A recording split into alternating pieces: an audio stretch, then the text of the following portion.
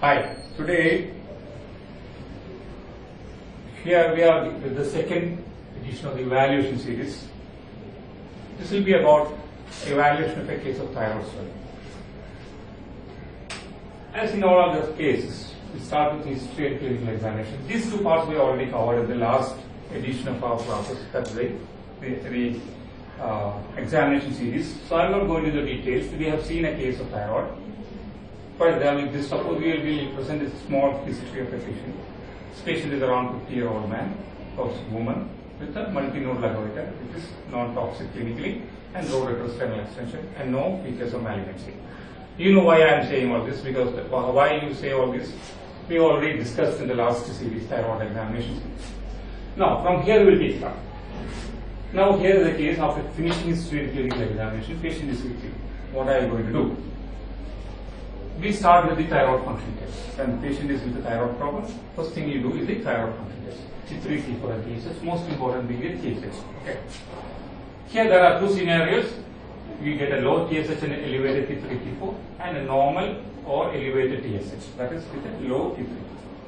In the series, what does it mean when it's a low TSH? Means there is hyper functioning of the gland, isn't it? Such case, next evaluation may be USG, which is not a must in this case. USG may be done. And in Western standards, what you should do is in a toxic thyroid, next investigation is a radioactive isotope scan. Usually we do with a technetium scan. Okay. So in this scan, you will detect a hot nodule, warm nodule, or a cold nodule. In a toxic thyroid, you expect a hot nodule, isn't it? When there is a hot nodule, you go about the treatment. That we will discuss later. What you go for the hot nodule, that's a hypersecretion gland, and definitely treatment with radioiodine and surgery. That we will discuss a little bit later. What are you going to do with the hot nodule? The next limb of the evaluation is a normal or elevated TSH with a low T3. Okay. So in this case, next evaluation is a USG of the neck of thyroid. You do a ultrasound scan, right? Of the neck. According to ultrasound, these thyroid conditions are divided into 4 or 5 categories. That is high or intermediate suspicion. Suspicion means suspicion of malignancy. Low suspicion, very low suspicion, benign or no. This is the ultrasound findings. When you say high suspicion, there are a few characteristics. That is a hypoechoic lesion. The margin, the borders are irregular. There is microcalcification. There is increased vascularity. The nodules are taller than wider. If all these features are there, we call it a high suspicion. Okay. Intermediate suspicion for malignancy, we say, is again hypoechoic lesion. There may not be any microcalcification. Borders may be regular. There may not be any taller than wider lesion, but there is still suspicion about the features. That's intermediate suspicion.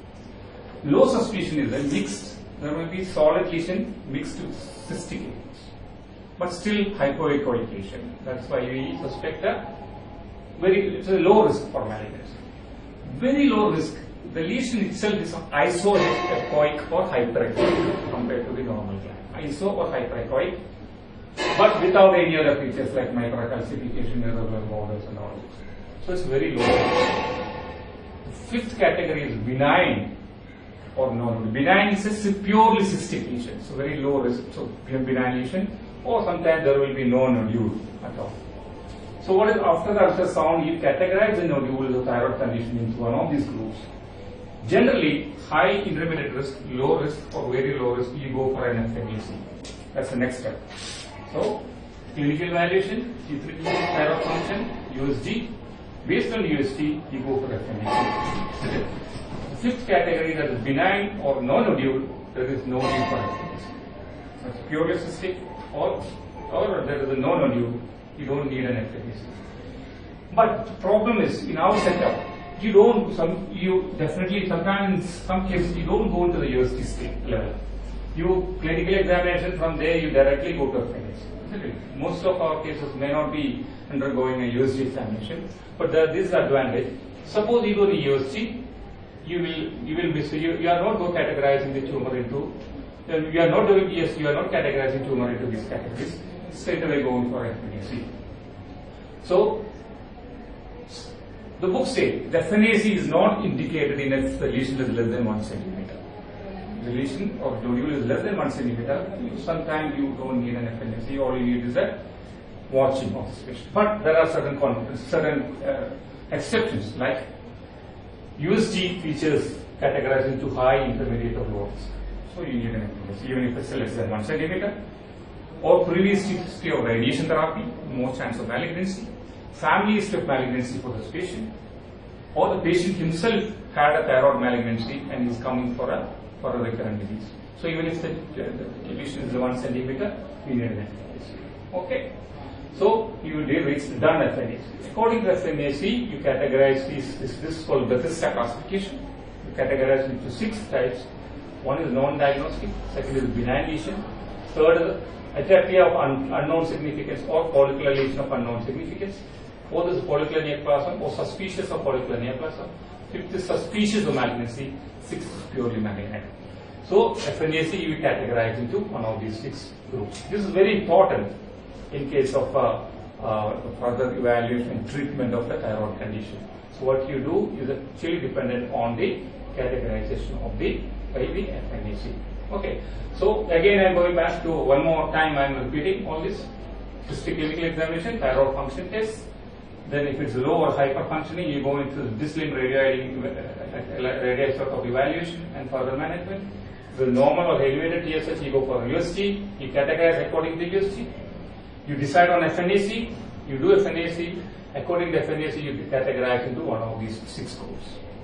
So we have reached up to this point. Okay. Now, what are you going to do next? Many times when a theory question is asked, I have seen people writing all the investigation in the world about the thyroid, everything. Is it necessary always? Next is CT and MRI. What is the role for CT and MRI in the case of thyroid? I should tell you, these 2 are not part of the routine evaluation of the thyroid surgery. When you suspect an infiltrating lesion, so what are the indications for CT and MRI? Infiltrating lesion, whether you feel it's infiltrating the trachea or neighboring the strap muscles or esophagus or mobility restricted or retrosternal extension. These are the indications for only indications for doing a CT or MRI. Okay. If you're suspecting a tracheal invasion, CT scan will be better. If you're suspecting a posterior infiltration into the prevertebral fascia, maybe MRI will be better. So, some people say, suppose there's a hard fixed nodule, you may need both CT and MRI in such cases, but it is only selective, not in all cases. Okay. Then, as you know, the thyroid antibodies should be checked. So if you're suspecting a Graves' disease or hyperthyroidism, or in case of Hashimoto's thyroiditis, the antimicrosomal antibodies will be raised. So you should do antibodies test, antimicrosomal antibodies. The thyroid peroxidase antibodies you should be checking. Another very contentious issue is radionuclide scan. Some people write routinely radionuclide scan for all thyroid nodule evaluation. Is it necessary? No. There are certain definite indications for only few indications for radionuclide scan. That is, one, you're dealing with a toxic thyroid. Okay, that is, the idea is to find out the area of toxicity. Even if the thyroid swelling is nodular, if you do a total radionuclide scan, you may find actually the hypersecretion part is only a small area elsewhere away from the actual palpable nodule. So the idea is to find out the area of hypersecretion in case you are planning a lesser procedure than total thyroidectomy. So that if you are planning a heavy, you should remove the toxic area, isn't it? That's the idea of doing a radionuclide scan in a toxic thyroid. Second indication for radionuclide scan is evaluation, post-operative evaluation of a differentiated thyroid carcinoma like papillary or follicular carcinoma. These are the 2 definitely diagnostic evaluations for a radionuclide scan. In no other situations you need to do a radionuclide scan. So usually the scan for toxic thyroid is a technetium. Technetium is the one. The advantage is that it's very low half-life, and it is not organified like the iodine. If you get iodine scan, iodine is organified, it's incorporated into the thyroid. So that will not happen with the technetium. But for malignant conditions, we prefer iodine scan. I-131 is the isotope used, and half-life is around about 8 days. Okay. What is the role of core biopsy? We always talk about core biopsy, isn't it? Core biopsy. Suppose there are a couple of 2 FNEs are negative. Still, you don't know diagnose. What will you do? Will you go for a core biopsy? Generally, no. Thyroid, we don't prefer a core biopsy because of 2 reasons. One, thyroid is a very vascular organ. You can prick or go into hit a vessel, can bleed. Number 2, there are so many important nerve and all those structures around. So you don't prefer a core biopsy in a thyroid generally, but there are 1 or 2 indications. Like, one is if you suspect a lymphoma of the thyroid, you need a biopsy. Core biopsy, okay. Ultrasound guided you can do, because after getting a lymphoma diagnosis, the treatment is not surgical. It will say either chemo with a radiation therapy. Chemo radiation is a treatment. The second indication will be an anaplastic carcinoma. Sometimes our anaplastic carcinoma, which is not operable. So after getting the biopsy, you may go in for a radiation therapy or take non-operative therapy. So these are the 1 or 2 indications for core biopsy. Apart from that, you don't prefer a core biopsy. Okay. PET scan. What is the role for PET? PET is not much of a role, but certain sometimes it is not definitely diagnosis in PET, but some people say PET can detect some undetected nodule, but so the role is not defined in thyroid. Then thyroglobulin assay. Will you do thyroglobulin assay in a FNAC-proven thyroid differentiated thyroid carcinoma? No. Preoperatively, you don't do thyroglobulin assay, no role. It is the role is in the postoperative evaluation. Okay? After differentiated thyroid carcinoma, raising value is indicative of either a metastasis, recurrent or residual disease. Reducing value indicates a curable, the disease is getting cured. Okay? So prognostication of the disease. And also you should do calcitonin and CEA if you're suspecting a medullary carcinoma of thyroid. Okay. So these are the basic the investigations you do in a case of thyroid. Okay. So these are, and also don't forget to get an ENT evaluation for the evaluation of the vocal cords. Planning a surgical procedure, the implication is you have to detect. Suppose some patients will have paralysis of the vocal cord already. So you need to detect it preoperatively. Otherwise, if you detect it postoperatively, this will be wrongly implicated to the surgeon for surgery you do. Okay. So it's always better to get an ENT laryngoscopic evaluation prior to surgery. Okay. Now, we will briefly go through the steps of management of 1 or 2 conditions. One is a toxic thyroid, and number 2, a differentiated thyroid carcinoma. I'm not going to go into a detailed discussion of these conditions because that will take maybe many hours. Okay. So I will just go for briefly. First, I will take a toxic thyroid. This limb. Patient is detected to be low TSH and elevated T3, T4. So USG may be done. Followed that by that, evaluation will be a radioactive substance. Before that, what you do? How you start treating? When you get a toxic thyroid, you start with antithyroid drugs, isn't it? Antithyroid drugs is necessary. What are the antithyroid drugs? The thionamides. What are the drugs? Carbamazepine, propylthiouracil. So those are the 2 main groups, main group of drugs used.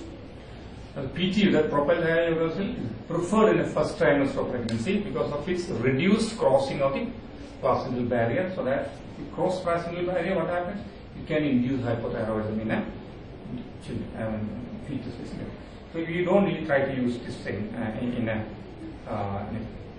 pregnant first trimester. Otherwise, most commonly used is carbimazole in our sector. So you start with the carbimazole or propylthiouracil. With or without beta blockers. The preferred one is propranolol, provided this patient is not having a wheezing problem because it can aggravate wheezing. Okay. So this will prevent this will control the toxicity. That's the first step. Okay. Control the toxicity, and once toxicity is controlled, this is only temporary measure. Okay. Temporary. I will come to address a definitive measure also. I will come to that. So basically, the antithyroid drugs are considered as a temporary or preparatory stage. Next is definitive treatment of a toxic thyroid. What are the definitive treatment methods of toxic thyroid? One is radioactive iodine, second is surgery. In Western literature, if you see, most of they prefer a radioactive iodine treatment. Though not much so in our thyroid sector, we prefer surgery. Okay. So what are the contraindications for radioactive iodine? There are definitely contraindications are pregnant leading. You can't do a pregnancy. in pregnancy, or a suspicious tumor of malignancies. The nodule is suspicious of malignancy, so you cannot ablate with the stain. Young patients, but this is young reproductive age group. This is slightly debatable. Some people say you can do, but anyway, at your level you can say the young reproductive age group. Patient with ophthalmoplegia or ophthalmopathy, toxic ophthalmopathy, because it can radioactive iodine can aggravate an ophthalmopathy. Okay, and there is always a risk of hyperparathyroidism if you treat with a radioactive iodine. So, any patient suspicious of hyperparathyroidism also is a contraindication of radioactive iodine. Such people you go for surgery. So, what are the indications for surgery? A large, again, a size is very important. Very large thyroid, you may be not treatable with radioactive iodine. Pregnant lady, ophthalmoplegia, most of the contraindications for radioactive iodine becomes an indication for surgery. And patient's preference. You should always ask patient what do you prefer. Some people don't like to get the radioactive material. They prefer to take it away with surgery. So patient's preference. But always there is an increased risk of like patient has to be admitted, anesthesia, surgery, scar, pain, and associated injury to the structures like recurrent angina, parathyroid. All these are there with surgery. Accepting all this, surgery is also a definitive option. In our setup, we prefer, most of our patients prefer, or we do surgical intervention only. So what are the surgeries we do? In the toxic thyroid, either you do total thyroidectomy or a near total thyroidectomy, especially if it is a nodular thyroid. Okay, nodular thyroid, you try to do a total, because any nodules left out can recur. So you need to do a total thyroidectomy. What is near total thyroidectomy? Near total actually is not a planned procedure. You go with an idea of doing a total thyroidectomy, but end up retaining a very small tissue around one of the near one of the ligament of the vein. Okay, that area you may have to shave off, maybe less than 1 gram of tissue will be left over. It's practically, technically, it's always a total thyroidectomy. It's a small area of vein left over. But can you get away with hemithyroidectomy? Yes, you can do. If you have done a radioactive technician scan and this nodule is located to one area, for example the right lobe, the rest of the lobe is normal, you can get away with the hemithyroidectomy. That is the idea, that is the importance of doing a radioactive imaging prior to surgery. Okay, provided the rest of the gland is normal, no nodules, looking normal or functionally normal, you can do a hemithyroidectomy, which is the removal of a lobe with histopus. Okay. And that is a treatment of a toxic thyroid. You have to take out, and the patient will, when you do total thyroidectomy, patient will have to be supplemented thyroxine and all. I'm not going to details. Second is a malignancy. Suppose FNAC is showing either papillary carcinoma. As you know, it can only say like this here, follicular neoplasm in case of follicular carcinoma. It cannot say follicular carcinoma on FNAC because the difference between a follicular neoplasm or follicular adenoma with follicular carcinoma are there are to the capsular and vascular admission, which you cannot diagnose by FNAC. But there are methods, these days new methods are there. People say they can do, but diagnose even with FNAC, but that's okay. You at your level, you leave it aside. You cannot diagnose an For postgraduates, they can read it up. For them, it will be useful to read it up. How can you diagnose with FNAC? Okay. Now, suppose we get a malignant lesion. There are two scenarios. One, you already know it's malignancy. I'm not going to details about a papillary carcinoma or a follicular neoplasm. These are the two. One of these is the definition point. Suppose papillary carcinoma. What will you do? The most preferred treatment is total thyroidectomy. You should know that. At the outset, we should say in papillary and follicular, preferred treatment is total thyroidectomy. You take out all the thyroid gland. The advantage is that being a differentiated thyroid carcinoma, they concentrate iodine. So we can evaluate the thyroid with iodine scan in the future. If you retain part of the thyroid, what will happen? If you evaluate with iodine scan, the retained part of the thyroid will take up the iodine. So we may not be knowing. Suppose you do total thyroidectomy and then do a radioactive iodine scan, and suppose there is some uptake in the neck, we are sure it is either due to a retained thyroid, recurrent thyroid tissue, or metastatic tissue. Otherwise, if some half of the thyroid is retained, the remaining normal thyroid will take up the iodine. We may not come to know about the thyroid scan. That's one advantage. Number two is the thyroid globulin. Thyroglobulin is secreted by the thyroid, isn't it? So half the thyroid, if you retain, thyroglobulin assay will be difficult. If you do a total thyroidectomy and then patient is evaluated with the thyroglobulin, any increase in thyroglobulin indicates there is a recurrent or metastatic disease. So that is the number one.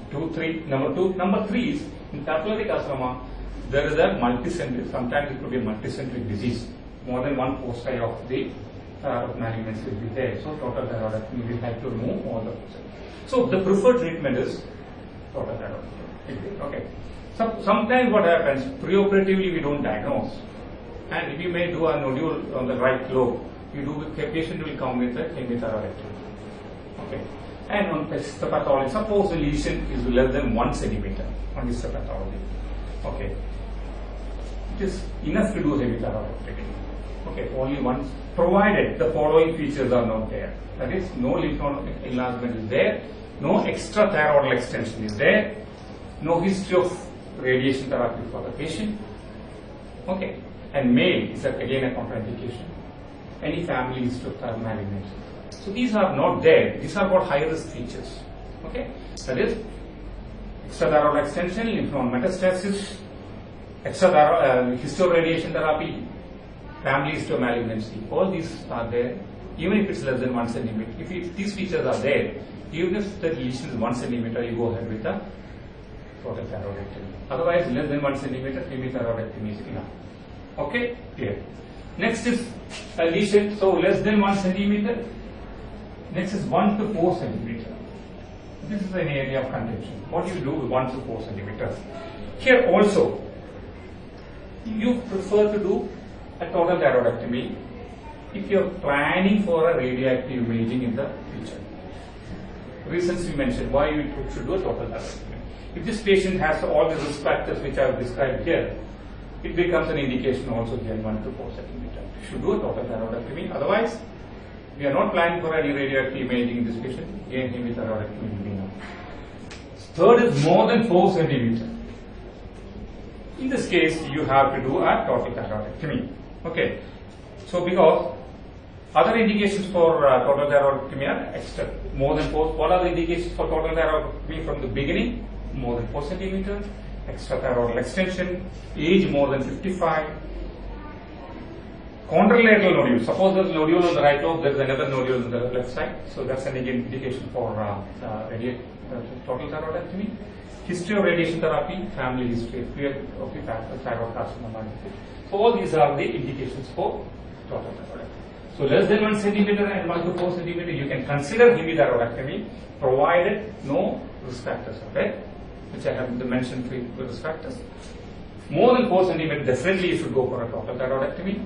And also, if there are say nodule on the opposite side, the history of radiation, extra thyroid extension, family history of malignancy to the patient, you have to go for total thyroidectomy. I hope it is clear. Surgical management. This is how you do the total thyroid, the surgical management of the differentiated thyroid carcinoma, that is papillary and follicular. But at your level, even if you say total thyroidectomy in all cases, it's fine. As undergraduate level, I'm saying. But postgraduate level, whatever this categorization I've described, this is for postgraduate. You should know when will you go for a total thyroidectomy, when will you be satisfied with a hemithyroidectomy. Hope it's clear.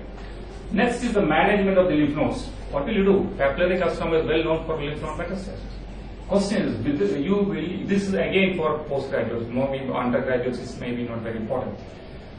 Will you go for a prophylactic central lymph node dissection? That's level 6. You know thyroid primarily metastasis to the first metastasis to the level 6 central node. Will you go for prophylactic lymph node dissection? By and large, no. But there are certain indications in papillary carcinoma. You go for a prophylactic, that is before these nodes are enlarged.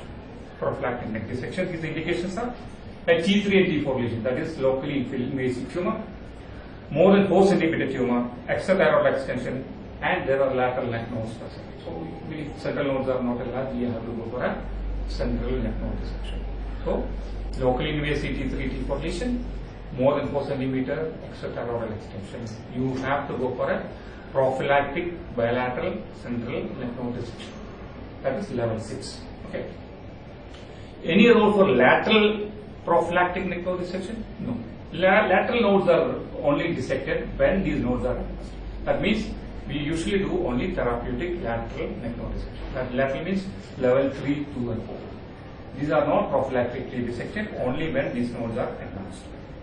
Hope it is clear. Now, suppose the thyroid is there, papillary carcinoma, no nodes, no risk factors. All you have to do is a total thyroidectomy alone, and this patient is kept on follow-up. As and when the lymph nodes enlarge, you have further evaluate and treat it accordingly. I hope it is clear about the surgical management. Now, this patient after surgery, they are kept on follow-up. The client follow. I will briefly go through follow-up within 2 minutes. The follow-up methods are clinical evaluation, ultrasound evaluation, thyroglobulin assay, and when indicated a radioactive iodine scan. Okay. Clinically, you follow. If you see any patients in surgery. Now, what is the protocol for doing a radioactive iodine? When you do radioactive iodine, after the total thyroidectomy in a follicular papillary, you need to do a radioactive iodine. Okay. So what usually you do after total thyroidectomy, you will be putting this patient down suppressive dose of thyroxine.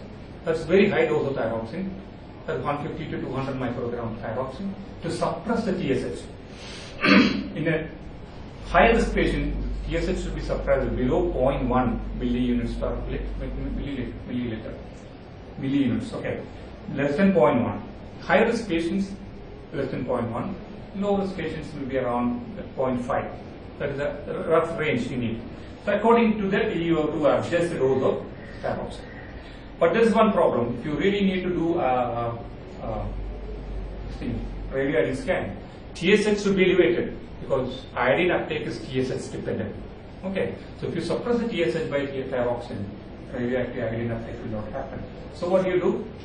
Either you have to stop the thyroxine for 4 weeks prior to the surgery or prior to the radioactive iodine scan.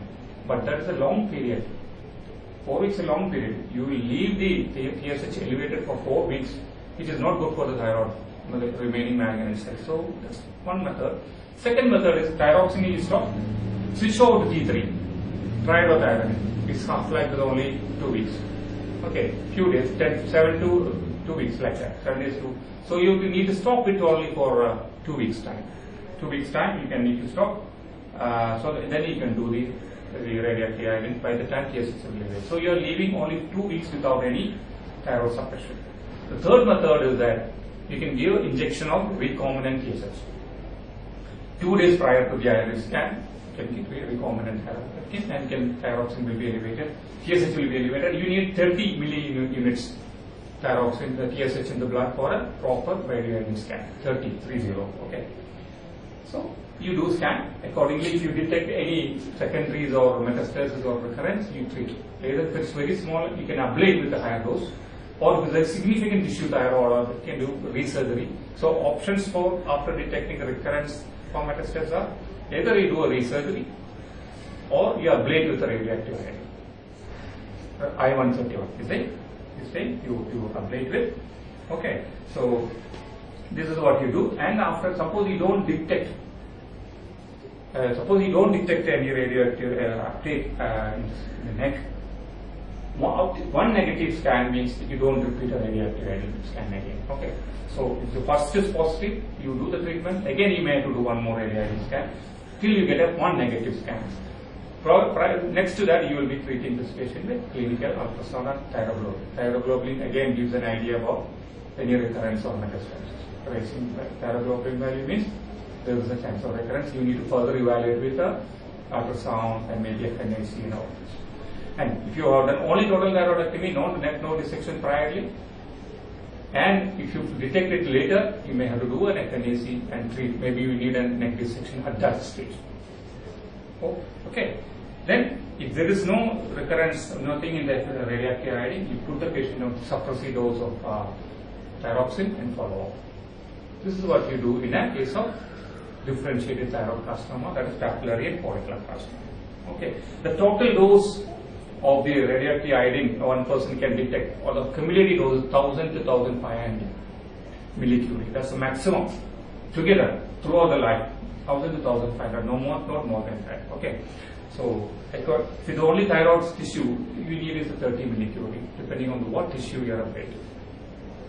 So that's the rough management about the differential thyroid carcinoma. Medullary thyroid, I will mention one word. You do total thyroidectomy and a prophylactic bilateral central neck dissection is part of the primary management of the medullary carcinoma. Okay, and if the lateral nodes are involved, you dissect the lateral nodes also. So, for this one big difference between you routinely dissect the central node. Okay, rest of the management is same. Not same. So management is totally different or not same. Differential thyroid carcinoma is a radioactive iodine uptake is a study, but medullary carcinoma is not from the thyroid follicles, it's from thyroid follicle cells. It will not uptake the radioactive iodine.